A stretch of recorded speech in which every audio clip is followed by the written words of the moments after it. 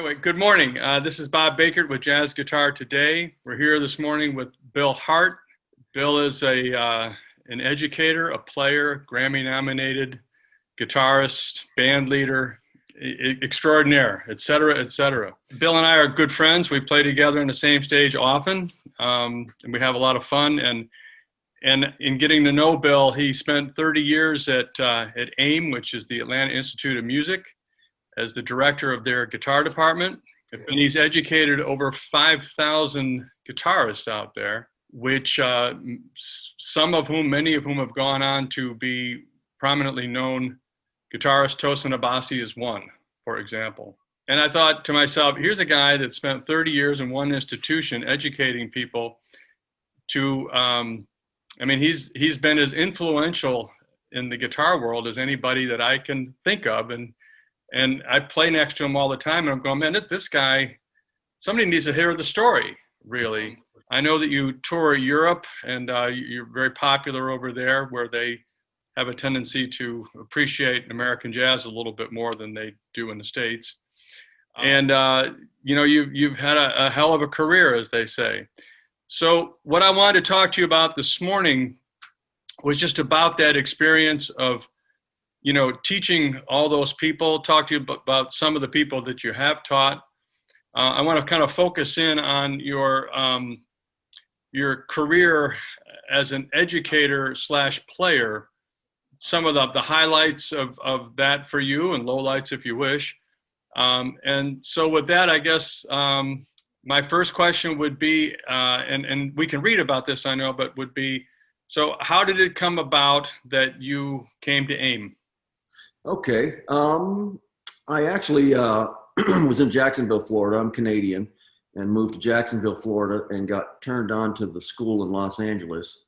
I was studying at Jacksonville University under a guy named Gary Starling, who was a jazz player. One of the greatest guys to learn from in Florida. And I went to GIT, Guitar Institute of Technology in Hollywood, Los Angeles. And I had all my roommates were from New York City. They were from 48th Street. They worked on Alex's. I don't think 48th Street's there anymore in New York. It's not. Yeah, it's the all those music stores. So they kind of had contacts with Wayne Krantz and people like that I actually got to know personally through them taking lessons and then being head of the guitar department. Was able to have them come and do clinics, and they'd end up staying at my house. I'd offer them a hotel or my house, and they'd say my house, and I was like, yes. It's but how I got started was I was moving to New York with those guys, and I had been to New York for just a short time, and when I left LA to go back to New York, the Atlanta Institute of Music called me and offered me a job. And at first I turned it down, and then after a couple of weeks I thought, maybe getting out of the Guitar Institute of Technology and having a kind of a solid gig would be a good thing. So that's how I ended up in Atlanta, at the Atlanta Institute of Music. So in the years that you were there, it's interesting. You, in your bio, you talk about having an 8th grade education. Yes. and I'm thinking to myself, well, maybe formal education, but when it comes to music, obviously you've been highly educated. You studied with Howard Roberts, I believe, among other people. Yes, Howard Roberts, and a list of guys that I got to study with. List a few guys. Who are some of the people that you came in contact with? Howard Roberts, Joe Pass. Let's see, of course, Scott Henderson, Mike Stern. Do you have any heavyweights in there, Bill? Well, I can't remember his name.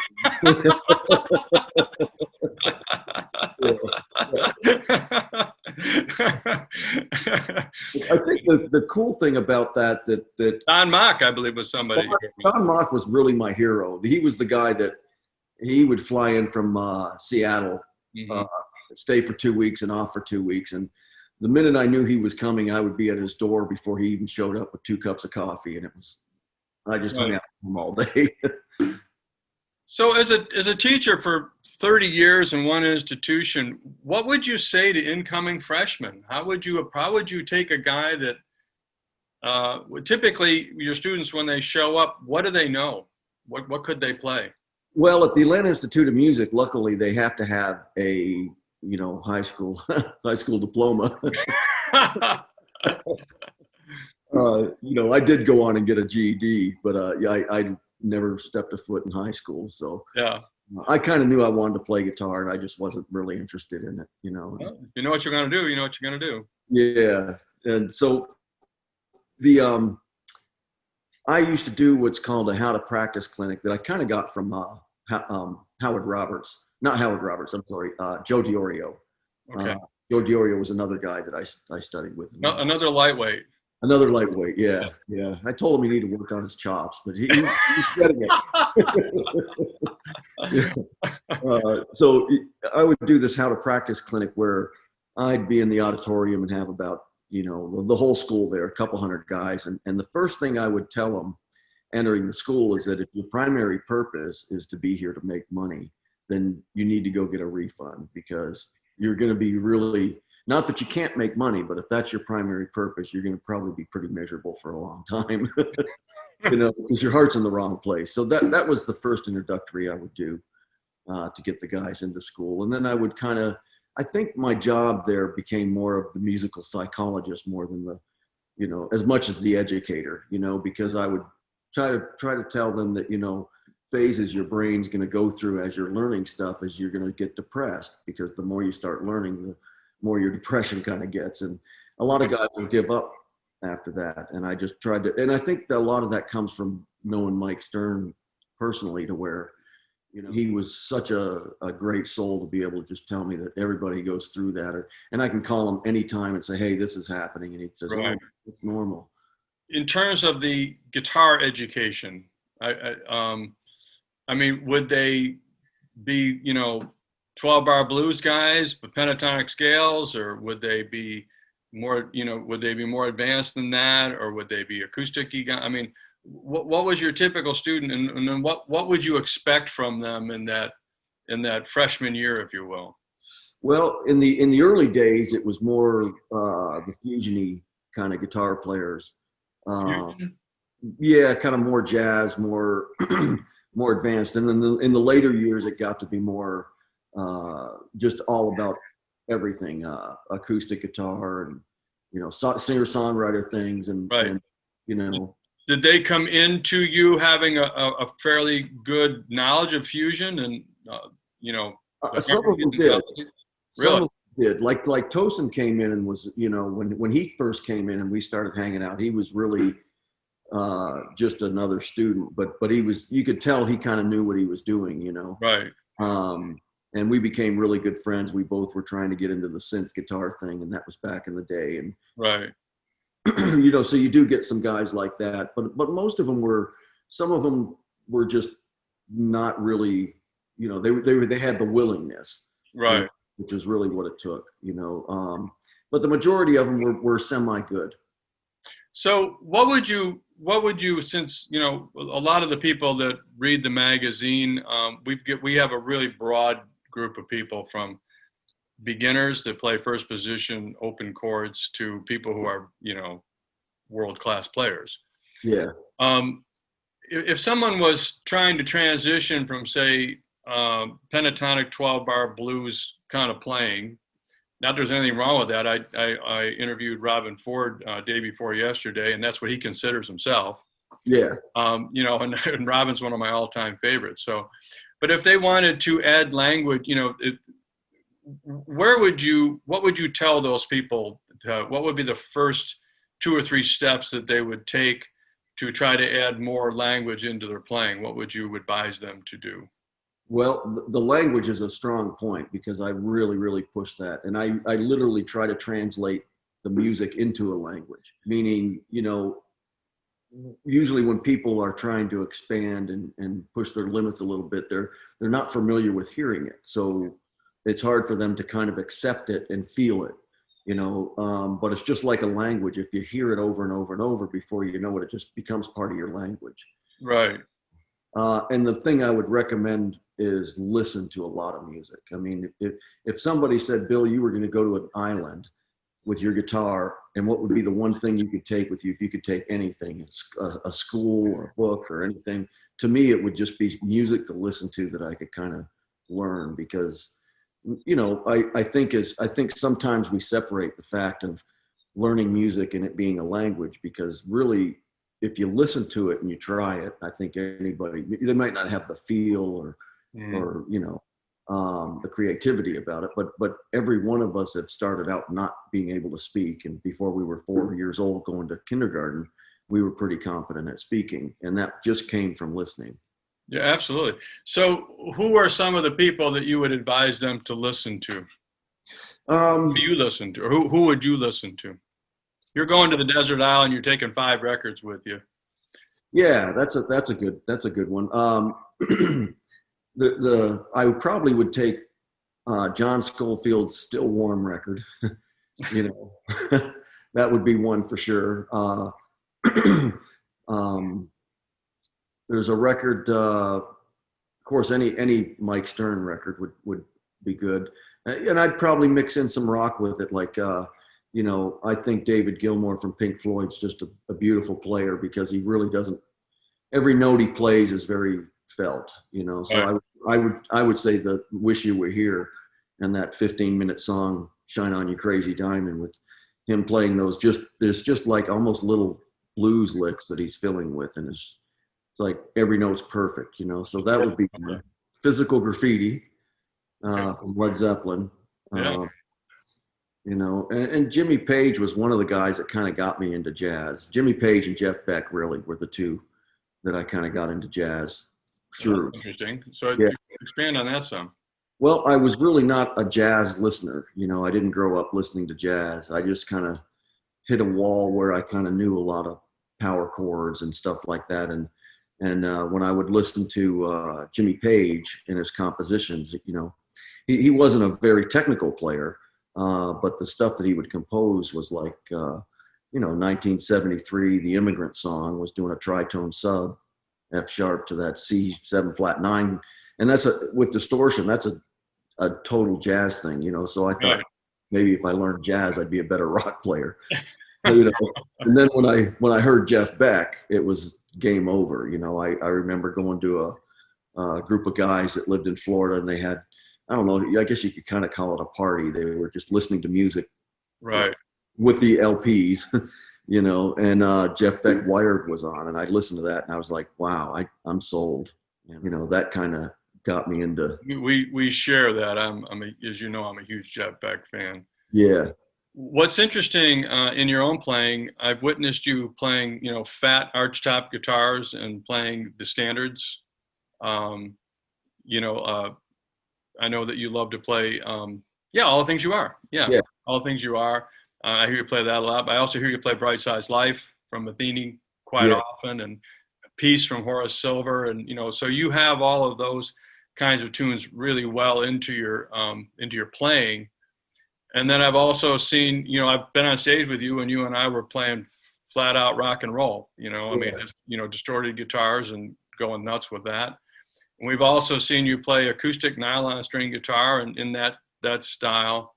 So yeah, just letting the listeners know, or the people watching us know, that you're not a straight ahead rock player. You really cover the gamut of all these different styles. We just happen, if I'm not trying to put words in your mouth, but we just happen to admire Jeff Beck for just a million reasons. yeah, I mean, absolutely. they're just phenomenal. Of the traditional jazz players, is there any, the big fat archtop guys, and I think what I'm talking about. Is there anybody in that group that stands out to you as the one that you listen to the most, or listen to the most? Well, I think one of the guys that I kind of crossed over into that was George Benson. Yeah, He did Body Talk, and back before he started singing, when he was really playing guitar. right, Um, and I was blown away by him. Pat Martino was another guy that I right. listened to, and it was just, I kind of knew, I knew enough theory and scales and stuff to be dangerous, to where I could probably try to get into it, and it was kind of like a big dark hole, because once I got in, I couldn't get out, because it just Yeah, going.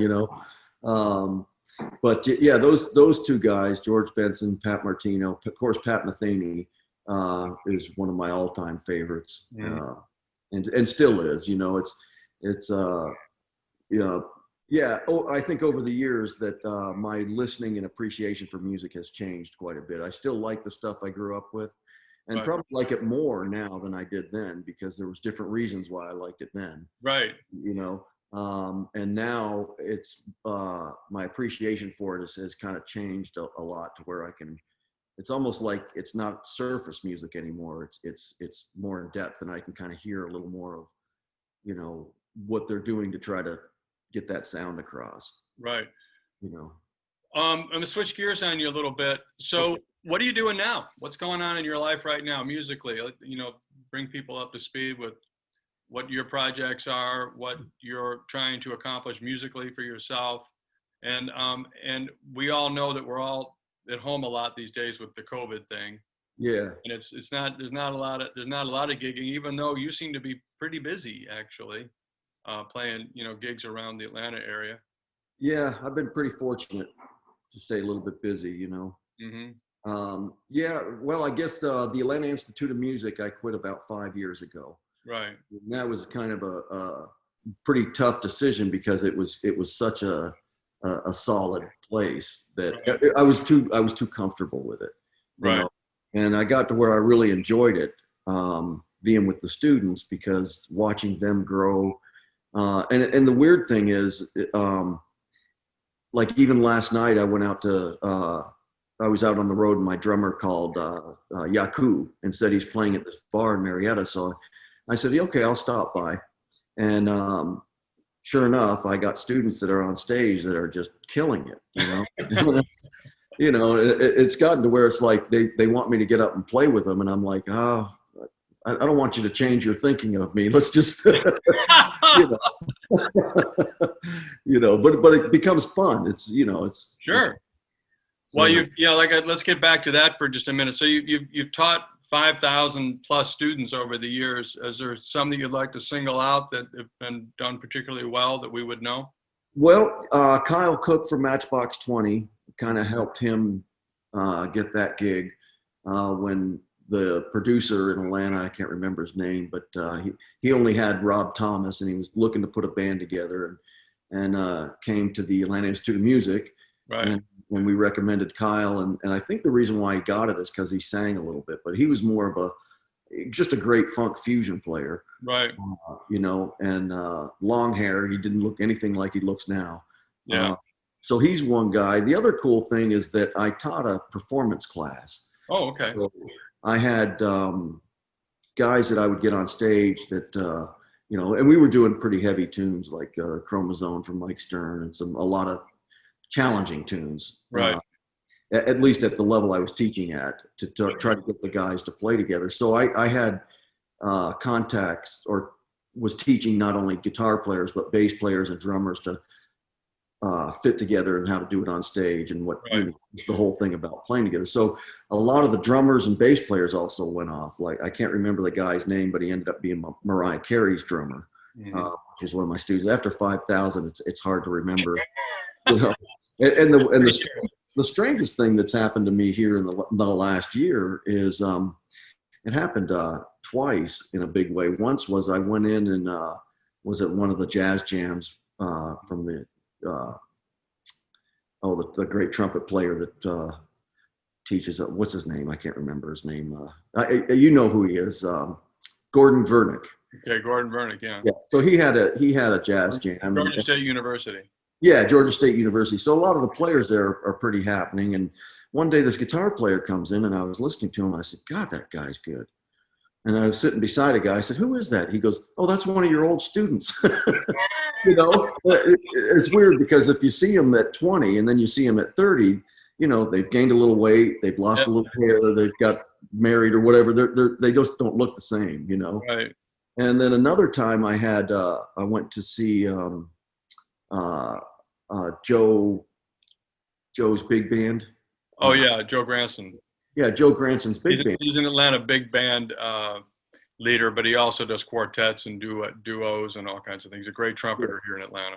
Yeah, and Oh, actually, I'm sorry. It was Bumpin' the Mango. Same guys that play with Joe. But they Right. also do this thing where Bumpin' the Mango has a bass player and a guitar player. And I was listening to them. And I was like, geez, these guys are killing. And the same kind of thing happened. They were both former students of mine. Not that I'm taking credit for what they're doing, but No, I but did have a, yeah, they have to do it on their own, but they need guidance and yeah, what road do I go down? How do I yeah. And get where I want to to go? see that makes me happy. I mean, Sure. last night seeing this guitar player and he's just killing it. I mean, he just sounds good. And it's like, wow, that's just great to see. He wasn't all chops and it wasn't all, he was really creative and they were doing pop rock stuff too. So Yeah, I love that stuff. How yeah, would yeah. somebody reach you if they wanted to study with you? How would they get a hold of you? They can send Right. me an email at billhartmusic.com, and that's Hart. So it's just, Right. I'm sorry, billhartmusic@gmail.com. Right. And if they wanted to pick up some of your records, because I think you've got 6 records, is that not true? I got 6 records, and they're on all the social platforms. And then you have a book as well. A book, Solo Jazz Guitar, and that's a pretty good book because it wasn't. I wrote it for the school. That was kind of part of the school's deal, Right. was they let me take over the publishing part. So we wrote the Right. curriculum so that we could kind of have an investment in it. It's actually an excellent book. It's called Solo Jazz Guitar, Right, and it is a collection of standards, right, things that people should know if they go to jam sessions. exactly. And I believe you've got some chord melody in there, and you've got some solos and all kinds of different things. So Yeah, if people have progressed past the Mickey Baker book, yeah. want to try to apply some of that to actual tunes, that I highly recommend Bill's book. It's very, Thank you. very good. It covers different styles, like all jazz, but like a Latin and then swing and then straight ahead Right. and ballads. So you kind of get a variety.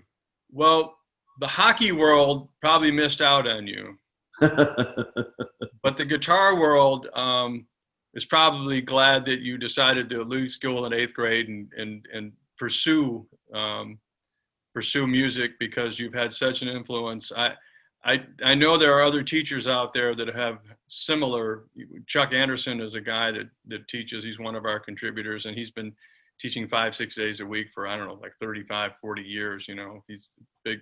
He's had a lot of students, but there's only a handful of people out there that have had the kind of influence that you've had, and have had the ability to touch, the guitar world, particularly in America, which Yeah. goes everywhere, of course, because we export jazz. But so we thank you here at Jazz Guitar Today. We thank you for what you've done, and I appreciate you coming on and doing this. Is there any last thing that you would like to say to people before we wrap it up? I guess the thing that I would say that I've picked up from my mentors, like Mike Stern and stuff, is that just believe in yourself and keep doing what you're doing. And there's nothing wrong with doing corporate bands and making money, and there's nothing wrong with trying to be a solo artist and do your own music. It's just Right. art. Just as an FYI, Bill's also an avid Harley Davidson rider. So Yes. that's when he's not playing the guitar. You can find him out on the highways. Actually, it's kind of a misnomer to say Harley Davidson these days. They're SS powered custom frame bikes is what they are. So, Yeah. but in the Harley tradition. Well, thanks a lot, Bill. We'll be talking to you soon. I really appreciate it. Thanks for having me, Bob. Thank you very much. So for Bill Hart, Bob Bakert from Jazz Guitar Today, have a great day, everybody. Bye-bye.